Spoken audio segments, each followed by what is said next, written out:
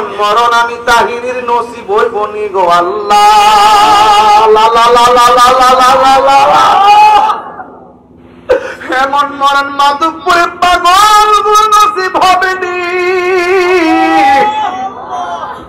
এমন মরণ আমরা হুজুর দার নসিব হইবনি।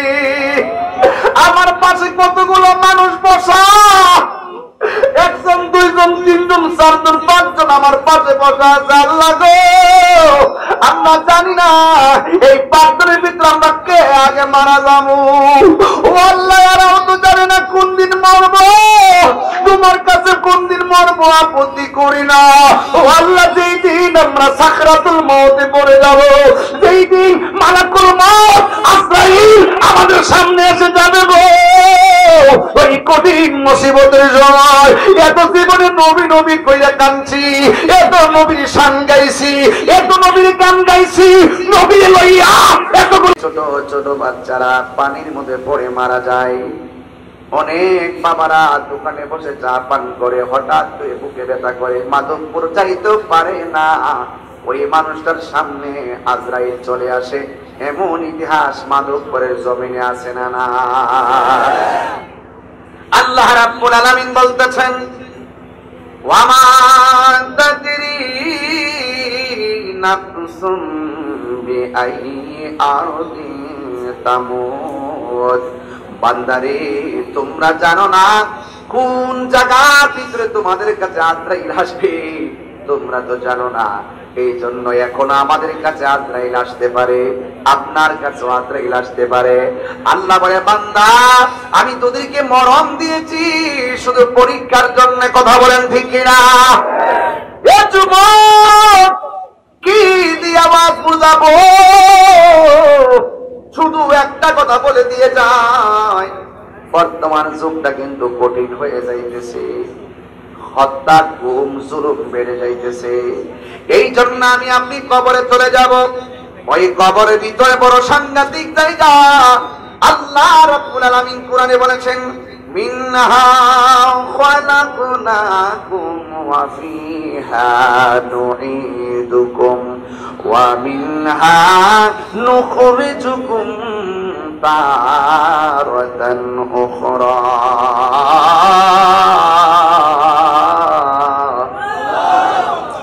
আল্লাহ রাব্বুল আলামিন বলেন, এই মাটি থেকেই তোমাকে সৃজন করা হয়েছে, এই মাটিতেই তোমাকে দাফন করা হবে, এই মাটি থেকে তোমাকে হাশরের ময়দানে তোলা হবে।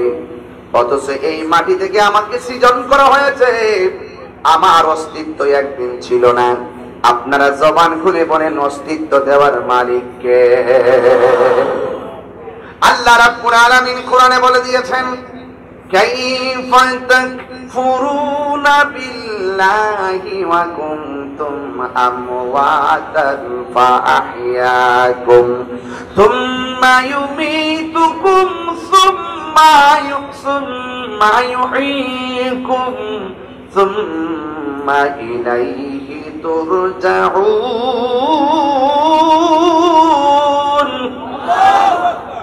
আল্লাহ রাব্বুল আলামিন বলেন, তোমরা কিভাবে আমি আল্লাহকে অস্বীকার করছো? তোমরা চিনে মুর্দা। জবান খুলে বলেন, জীবন দিয়েছেন কে? এই আওয়াজে মানি না, জবান খুলে বলুন কে? আল্লাহ জীবন দিয়েছেন, জীবন নিয়ে যাবে কে? আল্লাহ বলে, তোমরা কিভাবে আমার নিয়ামতকে অস্বীকার করছো? এই হাতের চামড়া যদি আমি এই দিকে দিতাম, তোমরা গরম ধরতে পারত না। পায়ের উপরে চামড়া যদি নিচের দিকে দিতাম, তাইলে তোমরা কংক্রিটের মধ্যে হাঁটতে পারত না। এই চোখের গোড়ায় যদি ছোট্ট ছোট্ট পশমগুলা না দিতাম, বিভিন্ন দুর্ঘটনার শিকার হয়ে যাইতে। আমি আল্লাহ রাব্বুল আলামিন জিহ্বাটাকে যেইভাবে শরীর থেকে শুকনা রাখি, এইভাবে যদি জিহ্বাটাকে শুকনা রাখতাম, তোমরা কথা বলতে পারত না। আল্লাহ বলে, কাইফা তাকফুরুনা বিল্লাহ,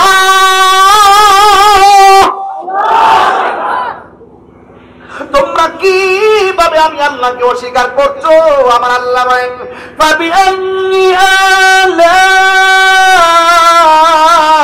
রাব্বিকুমা তুকাযযিবান।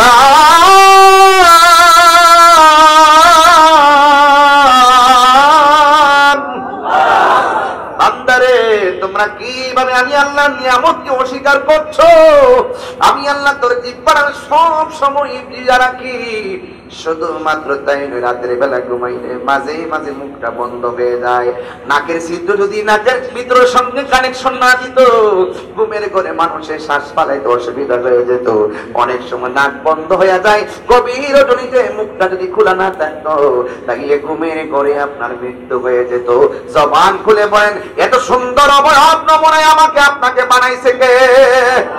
লাকাদ খালাকনাল ইনসানা ফি আহসানি তাকবীর।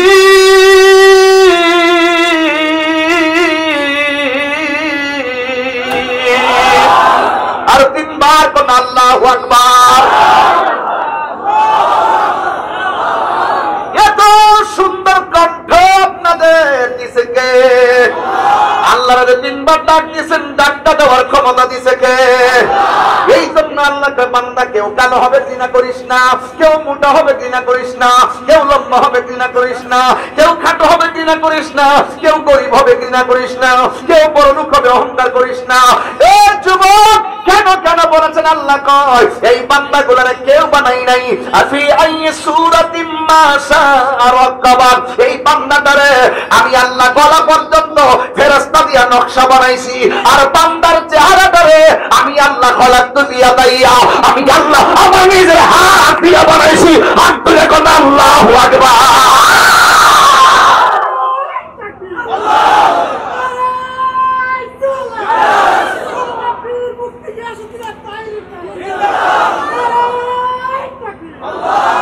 আল্লাহু আকবার, আল্লাহু আকবার বলেন কেন? আমাকে আপনাকে বানাইছে কে? একটা আমার খেয়াল করে দেখেন, একটা চেহারার সঙ্গে আর একটা চেহারা মিলে না। আমার আল্লাহ কত সুন্দর ডিজাইনার। সবানটা খুলে কি ওই মালিকরে একবার দিলটা খুলে করনা আল্লাহু আকবার।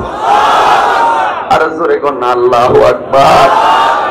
এই কান দিয়া শুইনা শুইনা জবাব দিতেছেন, যার কান নাই তার জিগান না কান থাকলে কি করতা? ওই লোকটা কইতো, তাহিরি হুজুর আমার যদি কানটা থাকতো আমি এই কানটা দিয়া দিয়া আমার আল্লাহর শান শুনতাম। কথা কোন ঠিক কিনা? তার জবান নাই, তার জিজ্ঞেস করেন জবান থাকলে কি করতো? আমি জবান দিয়ে আল্লাহর কোরআন তেলাওয়াত করতাম। জোরে জোরে কন্যা আল্লাহু আকবার। এই জন্য আল্লাহ বলে আমি আল্লাহ তোরে আমার নিজের হাত দিয়ে বানাইছি। ও যুবকের দল, পায়ের মধ্যে হাত দিয়ে বইলা দিয়া যায় নিঃশ্বাসের কোনো বিশ্বাস নাই, নিঃশ্বাসের কোনো বিশ্বাস নাই। এই জন্য আমার আল্লাহ রাব্বুল আলামিন কোরআনে বলে দিয়েছেন, তুই ছিলে মুর্দা, তোরে আমি আল্লাহ জীবন দিয়েছি। জীবন দেওয়ার পরে তুই মন্ত্রী, জীবন দেওয়ার পরে তুই এমপি, জীবন দেওয়ার পরে তুই চেয়ারম্যান, জীবন দেওয়ার পরে মেম্বার, জীবন দেওয়ার পরে ওসি, জীবন দেওয়ার পরে ডিসি, জীবন দেওয়ার পরে বক্তা, জীবন দেওয়ার পরে বিশ্বাস। আমার আল্লাহ বলে জীবন দেওয়ার পরে আমি আল্লাহ তোরে ধন সম্পদের মালিক বানাইছি। জীবন দেওয়ার পরে আমি তোরে সম্মান দিয়েছি। জীবন দেওয়ার পর আমি তোরে অপদস্থ করেছি। জীবন দেওয়ার পরে মালিকাল মুলক তোরে আমি দুনিয়ার রাজত্ব দিয়েছি। ও যুবক, আমি তোরে সব দিয়েছি। এরপরে তোর মধ্যে একটা পাপ আসছে, মনে হয়েছে যেন তুই দুনিয়াতে একটা কিছু হয়ে গেছস। আমার আল্লাহ সব পাপগুলো একটা থাবা দিয়া শেষ করে দিব, সব মালিকানা বন্ধ করে দিব। আল্লাহ কয় সুম্মা ইউমিতুকুম, অতঃপর তোরে আমি আল্লাহ মরণ দিব। মরণ দিলে কেউ বলবে না চেয়ারম্যান সাহেব রাজানাজার মাঠে আসছে। মরণ দেওয়ার পরে কেউ বলবে না মেম্বার সাহেব রাজানাজার মাঠে আসছে। মরণ দেওয়ার পরে কেউ বলবে না ওসি সাহেব রাজানাজার মাঠে আসছে। ওসি মারা গেলে বলবে মরহুমের লাশ আসছে, চেয়ারম্যান মারা গেলে বলবে মরহুমের লাশ আসছে। একটু আগে ছিল তুমি চেয়ারম্যান সাহেব, এখন তুমি ঘরের মধ্যে লাশ হয়ে গেছো। মরণের চিঠি যখন আসবে আমার, কষ্ট হবে আপনাদের ভাই। আমি কিন্তু একদম স্বাভাবিক ওয়াজ করতেছি, একদম সহজ সরল ওয়াজ, বেশি কঠিন কথা বলতেছি না। শুধু এতটুকুই বলবো, একদিন আমিও থাকবো না, আপনাদেরও কেউ থাকবেন না, ইতিহাস থাকবে শুধু ভালোবাসা। কথা বলেন ঠিক কিনা? মরণের চিঠি যখন আসবে আমার, কালিমার তালকিন দিও বারে বার। মরণের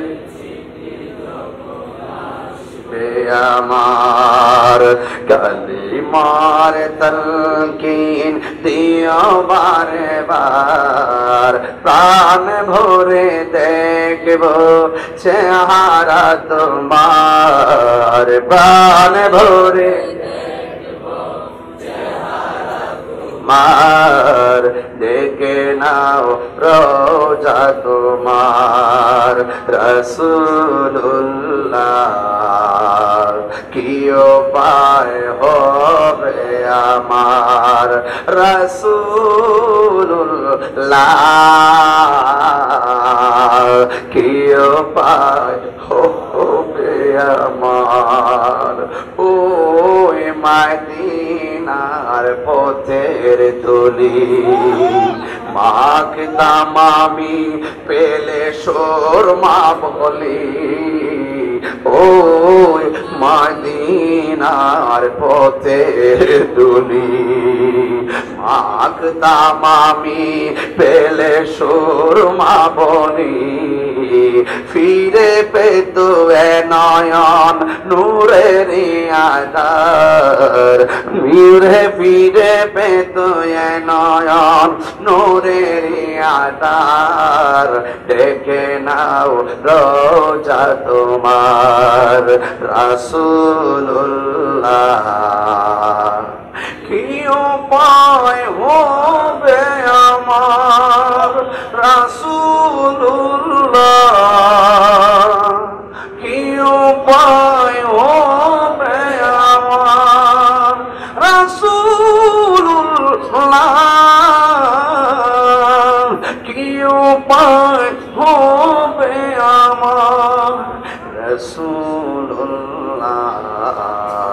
কি উপায় হবে আমার আমি শুরুতেই বলছি এক নম্বর হলো ঈমান ঈমান হলো আমার নবী ওই কবর আমার বাবা যাবে না ওই কবর আমার ভাই যাবে না ওই কবর আমার দাদা যাবে না আর আজকে তো মাধবপুর ফায়ার সার্ভিস সংলগ্ন মাহফিলে বইলা দিয়ে যায় আমি মারা গেলে আজকে যেই লোকগুলো আমার ওয়াজ শুনতে আসছেন আমি মারা গেলে এখানে অর্ধেক লোক আমার জানাজায় যাবেন না দুনিয়ার মানুষ এত ব্যস্ত দুনিয়ার মানুষ সময় থাকতে সময়ের পাক নাই কিন্তু মরণের কষ্টের ভার পৃথিবীর কেউ নেয় না কথা বলেন ঠিক কিনা হায়রে ও মাধবপুরের মানুষ কি দিয়ে বুঝাইতাম শুধু একটাই বলবো কবরে নবী ছাড়া কোনো আপন আর জোরে কোন আপন বন্ধুরারে আমার ও আমার মাধবপুরের বাবারা ও আমার শাস্তাগঞ্জের বন্ধুরারি কি দিয়ে আওয়াজ বুঝাইতাম আমার নবী আপনার নবী বলেন কবর জায়গাটা বড় ডেঞ্জারাস এই কবরে যাওয়ার আগে আজরাইল আসবে আজরাইল কিন্তু পরে দরজার মধ্যে আইসা দাঁড়াইব কেউ কেউ আজরাইলে দেখবো পাগুলো মাটিতে মাথার আসমানে যারা নামাজ পড়ে না তাদের অবস্থা ভয়াবহ হবে যারা রোজা রাখে না তাদের অবস্থা ভয়াবহ হবে যারা নবীরে মানে না তাদের অবস্থা ভয়াবহ হবে যারা ওলি আল্লাহ মানে না তাদের অবস্থা ভয়াবহ হবে খেলায় সময় নষ্ট করা যাবে না যে কোনো মুহূর্তে আজরাইল আমার ঘরে আসতে পারে কি পারে না সে যে নামে আজরাইল সঠিক সময় তোমার ঘরে হইব দাখিল কত কাকতি মিনতি করবা তুমি রেহাই পাবে না আজরাইলা শিলে কারো কফিয়তে চলবে না রে মানুষ কফিয়তে চলবে না জোরে জোরে কে আল্লাহু আকবার বলা যাবে না এই জন্য আল্লাহ বলছেন কাইফা তাকফুরুনা বিল্লাহি ওয়া কুনতুম আমওয়াতান ফাআহইয়াকুম আল্লাহ বলেন তোরে আমি মরণ দিমু মরণ দেওয়ার পর আমি আল্লাহ তোরে আবার জীবন দিব অনেক মানুষ আমার প্রশ্ন করে হুজুর কবরে যাওয়ার পর আমরা বহুত কবর দেখছি হাড্ডি পাওয়া গেছে হাড্ডি কেউ মুরব্বী কবর করলে আবার কবর ডাবল কবর পরে নাও, বিভিন্ন হাট্টি ভাবা যায়নি। অনেকে প্রশ্ন করে হুজুর কোরআনের মধ্যে যে বলছে আমার আল্লাহ মরণের পরে আবার কবরে জিন্দা করব, কবরে যে হাড্ডি উড্ডি পড়ে থাকে এটা আবার জিন্দা কেমনে, আল্লাহ আবার কেমনে জিন্দা করবো? আমি তার উত্তর দিলাম, তুমি আল্লাহ রাব্বুল আলামিন মরার পরে যে জিন্দা করবো এটা নিয়ে আমার প্রশ্ন করলা, অথচ জীবন পড়ার আগে তুমি কি ছিলা এটার প্রশ্নটি করলা না। যিনি কোনো কিছু না থেকে হা করতে পারে, আমার আল্লাহ হা থেকে না করতে পারে, না থেকেও হা করতে পারে। কথা বলেন ঠিক কিনা? কোন ফায়াকুন, আল্লাহ যদি বলে হও হয়ে যাবে। সুবহানাল্লাহ বলেন না? আপনি বড় করে কোন আল্লাহু আকবার। কবরে গিয়ে জীবন দেওয়া হবে এটা কি মিথ্যা কথা? কবরে যে জীবন দেওয়া হবে এটা বিশ্বাস করেন কিনা? এটার নাম ঈমান। ঈমান যে কি জিনিস, ঈমানটা পদে পদে আপনার ঈমান লুণ্ঠন করার জন্য, চুরি করার জন্য বহুত লোক ডলার খাওয়ায়া কালার পাল্টাইবার চেষ্টা করব। আপনি যদি টাকা খাইয়া মাল খাইয়া যদি টাল হইয়া যদি আপনি ঈমান বেচ চালান, তাইলে আমও হারাইবেন, সালাও হারাইবেন, মানে দুনিয়াও হারাইবেন, আখিরাতও হারাইবেন। সুন্নিরা টাকার কাছে ঈমান বিক্রি করে না।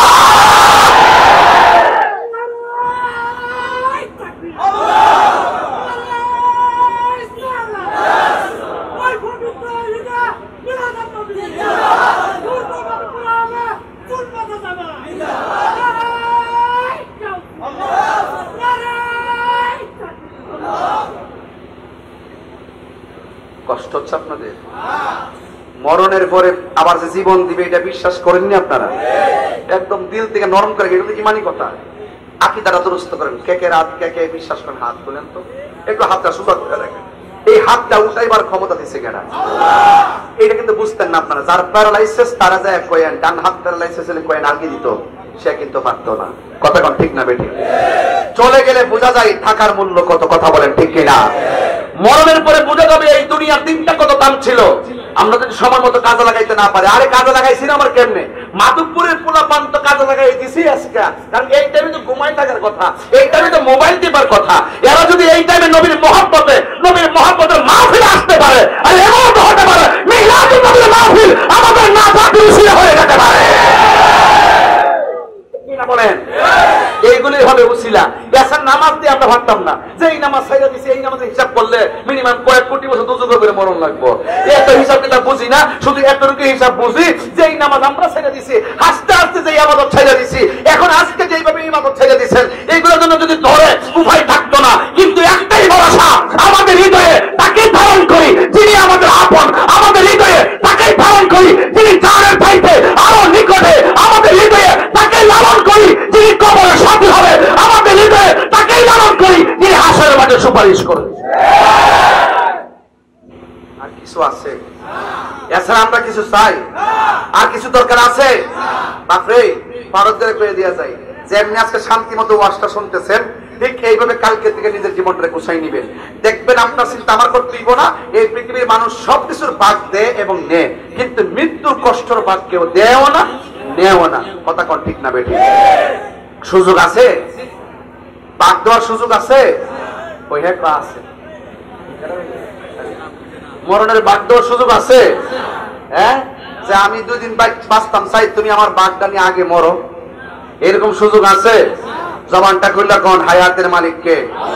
এই আওয়াজে মানি না, জোরে একটু সাউন্ডটা মিষ্টি মিষ্টি করে দিস না, আমার তো জানলা বাড়ি যাচ্ছে। কারণ নাই না? ও আচ্ছা আচ্ছা, যাক কারণ নাই, আচ্ছা ঠিক আছে। তাহলে আপনার একটু জবানটা খুললে কোন তো আল্লাহু আকবার, ইয়া রাসূলুল্লাহ, ইয়া ওয়ালি আল্লাহ। নামাজ চাই কি চাই না? রোজা দরকার আছে কিনা? মা বাবার খেদমত দরকার আছে কিনা? মাঝে মাঝে ইয়াবা খাবার দরকার আছে কিনা? সাবধান করে দিলাম, এই জবান দিয়ে আল্লাহর জিকির করব, এই জবান দিয়ে হারাম ঢুকাইতাম না। সবচেয়ে মানুষ হেফাজত হলো তার জবানটা হেফাজত। মান সালিমাল মুসলিমুনা মিন লিসানিহি ওয়া ইয়াদিহি, যার হাত এবং জবান থেকে মানুষ নিরাপদ, সেই মানুষটাই হলো মুসলমান। কথা কন ঠিক কিনা? ফেসবুকে মন্দ লেখা যাবে, কাউকে খারাপ কমেন্টস করা যাবে, একদিন আপনি চলে যাবেন, এইগুলো থেকে যাবে। মনে রাখবেন, কেউ কাউকে গালি দিলে সেটা থেকে যায়। আপনি যদি কাহারও বাবা মাকে গালি দেন, এই গালি আপনার নিজের বাবা মার উপরে পড়বে, এটাই বাস্তব। কথা বলেন ঠিক কিনা? তাইলে আওয়াজ করে বলুন, ইজ্জতের মালিক কে? হায়াতের মালিক কে? এই জীবনটা দিছে কে? একটা জবান বন্ধ রাখবেন না, মহব্বতে মায়ার সুরে বলুন সুবহানাল্লাহ। ও বন্ধুরে আমার, ও মাধবপুরের বাবারা, আমার আল্লাহ রাব্বুল আলামিন বলে সুম্মা ইউমিতুকুম, আমি আল্লাহ তোরে থাবা মাইরা দুনিয়ার মালিকানা শেষ করে দিমু, জমিদারি শেষ করে দিমু, সব কিছু আমি শেষ করে দিমু। পরের জায়গা পরের জমিন ঘর বানায় আমি রই। আবার কয় না যে আমি বেশি বেশি গজল গাইতেছি। আপনারা একটা সমস্যা হলে কি গাইলেও সমস্যা, না গাইলেও সমস্যা, এই জন্য আমি ওয়াজের লোকে মিলাই মিলাই গাইতেছি। কথা কোন ঠিক কিনা? পরের জায়গা পরের জমিন ঘর বানায় আমি রই। মাশাআল্লাহ, পরের জায়গা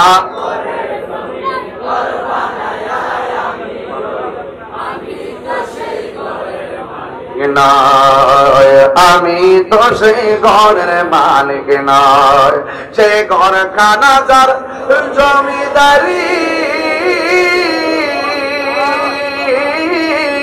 আমি পাই না তার হুকুম জারি, সে ঘরখানা যার জমিদারি, আমি পাই না তাহার হুকুম জারি, আমি পাই না জমিদারের দেখা, আমি পাই না জমিদারের দেখা, মনের দুঃখ কারে কই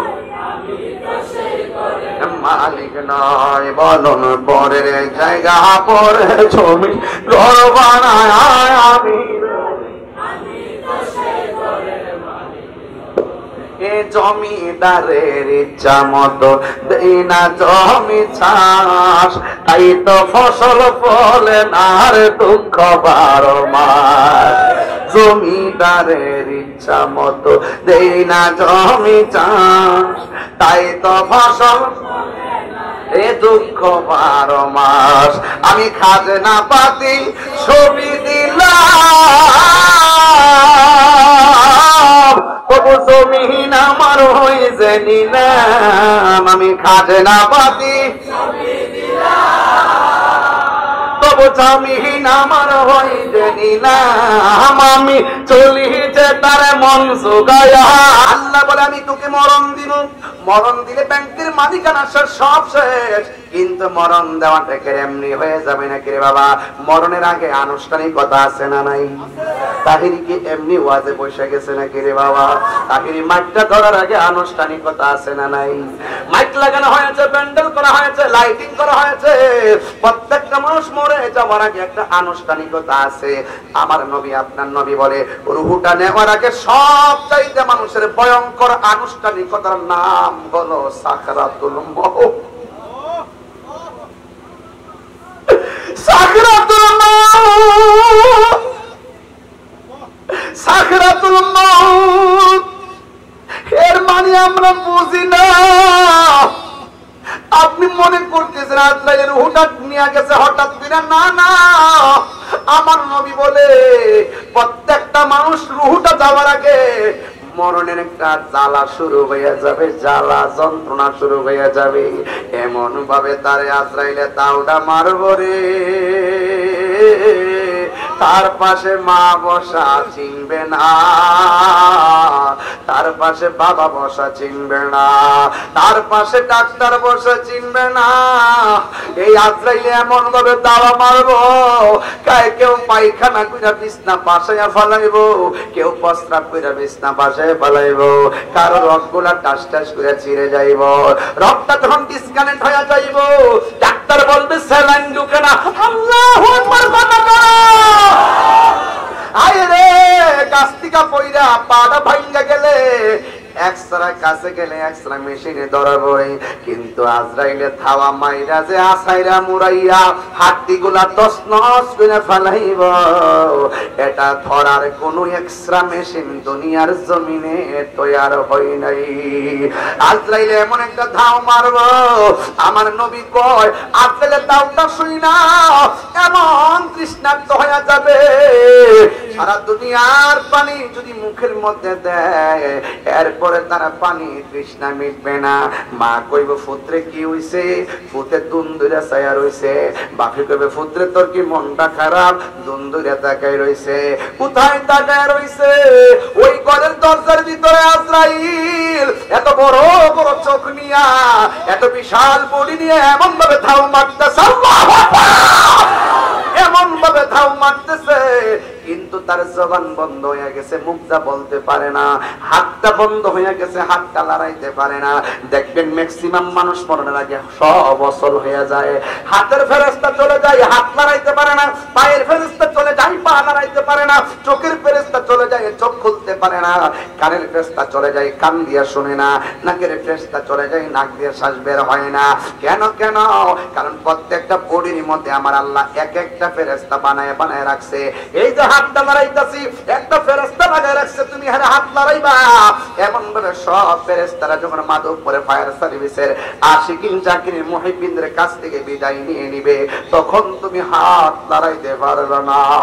সাদের জীবন আস্তে আস্তে নিস্তেজ হয়ে যাইতেছে। তোমার মার কথা মন থাকবে না, বন্ধুর কথা মন থাকবে না, ওই ব্যাংকের টাকার কথা মন থাকবে না। শুধুমাত্র বলবা আল্লাহ আর পারি না। যদি আপনি ইমানদার হতে পারেন, আল্লাহ বলবে আজরাইল আমার পাগলের কাছে যাও। ওই আজরাইল পাগলের দরবারে আসবে, দরজার মধ্যে আয়েশা বলবে সালাম দিয়ে ভিতরে ঢুইকা আঙ্গুলগুলা দিয়ে মাথার চুলের মধ্যে আশ্রাইব। তখন কানের কাছে আজরাইলের মুখটা লাগাইয়া কইব, একটু পরে আপনার রূহটা লইয়া যামু। এবার ইমানদার ডাক দিয়া বলবে, দেরি করতেছেন কি লাইগা? তাড়াতাড়ি রূহটা লইয়া যান, আমার আল্লাহর সঙ্গে আর নবীর সঙ্গে দিদারের জন্য মনটা পাগল পাগল হইয়া রইছে। আর বড় করে কোন ইয়া রাসূলুল্লাহ। এবার আল্লাহ ডাক দিয়া বলবে, ও জান্নাতের ফেরেশতা, জান্নাত থেকে সাদা একটা টুকরা কাগজ লইয়া যা, আর একটা আতরের বোতল লইয়া যা। ওই আতরের বোতল আর সাদা কাপড়টা লইয়া কোথায় যাবো আল্লাহ? কইব মাধবপুরে। কথা বলতেছি, যদি মাধবপুরের ইমানদার হয় আল্লাহ তো এটাই বলবে, যা যা যা, আমার একটা প্রেমিক বান্দা মাধবপুর জমিনে এমন গ্রামের এমন ঘরের মধ্যে আছে।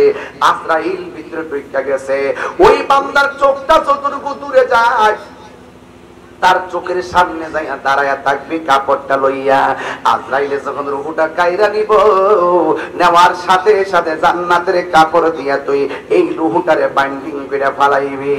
ও যুবকের দল, এবার ওই ফেরেশতাটা ঘরের দরজার মধ্যে দাঁড়াইব, আর আজরাইলে ঘরের ভিতরে সার্জারি করার জন্য এই মুমিনের সঙ্গে প্রেমের আলাপ শুরু করে দিছে। তাড়াতাড়ি রূহটা লইয়া যান, কারণ আদ-দুনিয়া সিজনুল মুমিন, এই দুনিয়াটা মুমিনের জন্য জেলখানা, আখিরাতটা হলো বালাখানা। আমার আর দুনিয়া ভালো লাগে না। বেঈমান শুধু দুনিয়া দুনিয়া কয়, আর প্রেমিকগুলা কয় দুনিয়া আমার ভালো লাগে না। আমার আল্লাহর সঙ্গে দিদারের জন্য মনটা পাগল হয়ে রইছে, নবীর জন্য দিদারের জন্য মনটা পাগল পাগল হয়ে রইছে। আজরাইল এমন ভাবে রূহটারে সার্জারি করব, মায়ের স্তন থেকে সন্তান যেমনে দুধ পান কইরা ঘুমায়া যায়, ঠিক এমন ভাবে ইমানদার রূহটা নিয়ে যাবে, যারা পরিমাণ টের পাবে না। সবাই বলবে, কিলো আমার বাবার হাত দিল রে না, আমার বাবার পাও দিল রে না। আমার নবী আপনার নবী বলে, একটা মানুষ মারা যাওয়ার পরে যদি দেখো তার চেহারাটা হলুদ হলুদ ভাব হয়ে রয়েছে, মনে রাখবা তার মরণটা আমি নবীর কালিমা পড়তে পড়তে মরণ হয়েছে। একটা মানুষ মারা যাওয়ার পর যদি দেখো তার কফনটা কাঁপতেছে, মনে রাখবা এই লোকটা আমি নবীর সঙ্গে দিদারের মাধ্যমে মরণ হয়েছে। ওই নবীর দিদার আমরা চাই কি চাই না? আর জবানটা খুলে বলুন, চাই কি চাই না?